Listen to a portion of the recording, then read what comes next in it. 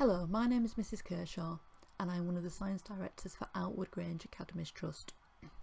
Today's lesson is the second of two lessons where we will look at analysing the cation, the positive ion part of an ionic compound. This is for triple students only and forms part of the C8 Chemical Analysis unit. Our challenge today is going to be to identify metal cations using test tube reagents, and our aspire is going to be to construct balanced ionic equations. But first of all, let's just recap. An ionic compound is a giant ionic lattice where there are strong electrostatic forces of attraction between oppositely charged ions. Within this then there will be a positive ion and a negative ion. So when we are doing chemical analysis, we always need to do two sets of tests, one for the positive ion and one for the negative ion. So we've already looked at doing flame tests where we identified metal ions by the different colours of their flames, and we've also discussed the use of flame emission spectroscopy. Today we are going to use a simple test tube experiment using sodium hydroxide, and in the following video Mrs Chiverton is going to explain how to do this test.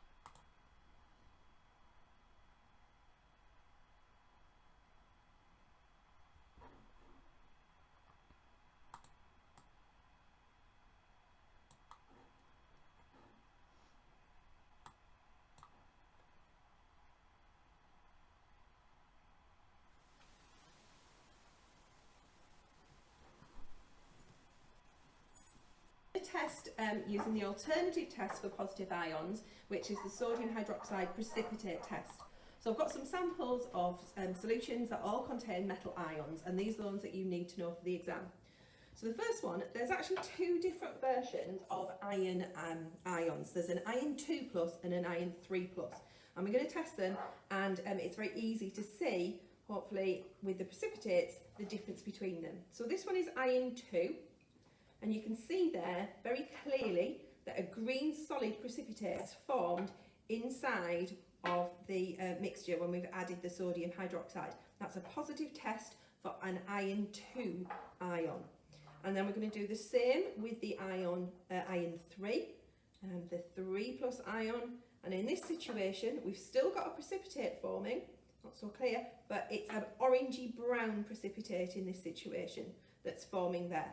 So that allows us to differentiate between the two types of ion. The next one we're going to look at is copper. Now you'll remember we could test using a flame test for copper. This is another test we can do for copper ions. And again, it's the same reagent, it's the sodium hydroxide. And again, when we leave it and watch, what will happen is we are getting a blue precipitate forming. So again, a blue solid forming within that liquid, and that's a positive test for copper ions, and it's just collecting there at the top. Now the next three chemicals I'm going to test are all metals that are colourless solutions. So I have got a magnesium salt, I have got a calcium salt, just going to pour that one in, ready. I just need a small amount, enough to be able to see the precipitate forming, and then finally I have got a aluminium salt there. So three colourless salts. It's really important that we should be able to identify them. So again, we're going to use the sodium hydroxide solution, and we're going to add some to each of the tubes. And what you should see there forming is a white precipitate. So with that white precipitate, it eliminates the other ions, but it doesn't give us the difference between the aluminium, the magnesium and the calcium. So what we can then do is we can add additional sodium hydroxide and see if any of those precipitates disappear. So looking back at these again, we're looking at the magnesium, we've added additional sodium hydroxide to it, and we can still see that that precipitate is clearly there. With the calcium, again, we can still see that the precipitate is clearly there. However, with the aluminium, when we've added excess of the sodium hydroxide, then the aluminium, the precipitate, has disappeared. So that is our way of identifying our aluminium ions. And to differentiate between the magnesium and the calcium, you could go back and do a flame test, which would give you the clear red colour for the flame test for calcium.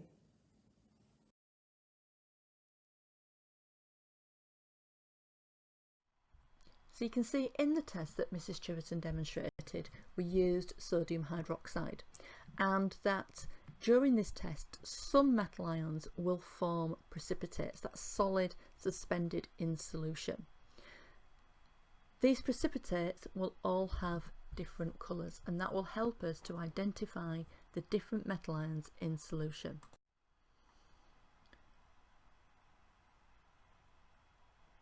So initially, if we had an unknown sample, we would add sodium hydroxide to it and decide whether we had no precipitate at all, in which we would probably go on and do a flame test. Do we have a coloured precipitate in which we can identify straight away what the metal ion is, or do we have a white precipitate? Transitional metal ions will form coloured precipitates. This is one of the things that identifies transition metal ions from other metals. That colour of that precipitate can identify which metal ion is present. So if we have a reddish brown precipitate, then that means we will have iron 3+ ions present. If we have a light green but often quickly turns to a dark dirty green colour, then we have iron 2+ ions present. And if we have a light blue precipitate, then we would have copper 2+ ions present. And again, just like with the flame test, you do need to go away and learn the colours of these precipitates. They are frequently asked questions.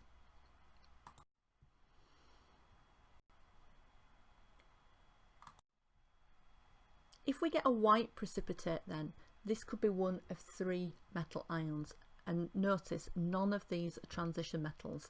So it could be aluminium 3+, it could be magnesium 2+, or it could be calcium 2+.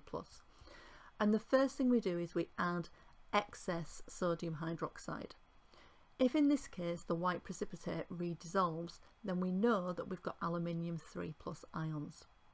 If the precipitate does not redissolve, then we must have magnesium or calcium, and we then take the solution and do a flame test on it.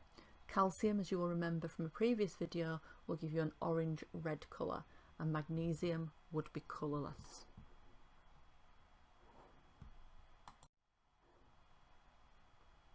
Here is a summary of what the precipitates might look like.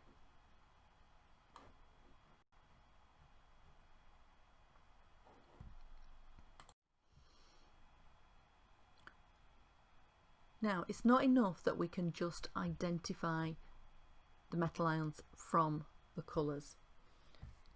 We will often be asked to construct ionic equations, and in ionic equations what we are looking for are the ions that are actually taking part in the reaction. If they're not taking part in the reaction, then we call these spectator ions, and we do not include them in the ionic equation. Before we make the equations though, let's just remind ourselves of what state symbols are. These are the small letters that appear in brackets after substances that will tell you their physical state. This can be important, particularly with these precipitation reactions, as it will tell you that the precipitate has been formed. A precipitate is a solid in solution, so if we've seen a precipitate formed, then that substance would have an S in brackets after it. So let's start looking at the reaction that happened when we had copper sulfate and sodium hydroxide. That would be the full reaction. We've got copper sulfate dissolved in water, that's why it's an aqueous solution, and we are mixing it with sodium hydroxide, another aqueous solution, and the solid precipitate that we see formed is actually copper hydroxide, and in solution you would still have sodium sulfate left. Now you remember when we were looking at the properties of ionic compounds, when we dissolve them in water they split into their ions. That's one of the reasons why in water ionic compounds will conduct electricity. So if I split up all these compounds back into their ions, then this is what I actually get. And you can see that the things that are highlighted in red appear identically on both sides of the equation. So that means that I can cross them out. They are spectator ions, they do not take part in the reaction. Once we take away all the things that are in red, we are left with an ionic equation for the reaction of this. So copper ions will react with hydroxide ions and they will form copper hydroxide, which is a solid.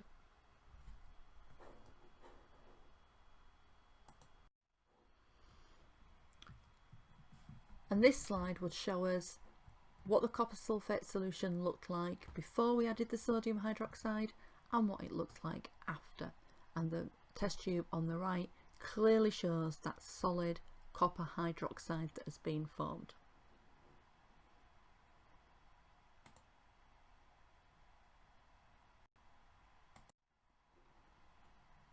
Okay, time for you to have a go at some now then. So I would like you to write ionic equations for the following 3 questions. Write out all the ions, cancel out the ones that are not there, and give me the actual equation for the reaction. 5 minutes, off you go.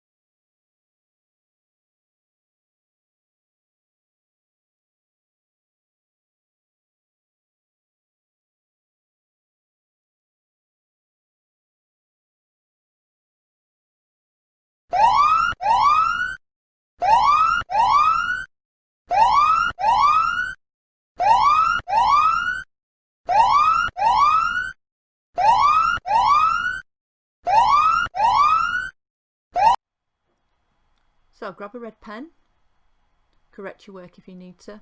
Here are the 3 answers. Remembering we take away all the ions that are not involved in the reaction.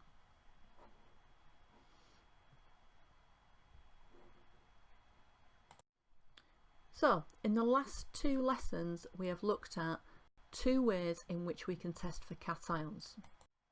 And here is a flowchart that you could follow if you were given an unknown solution.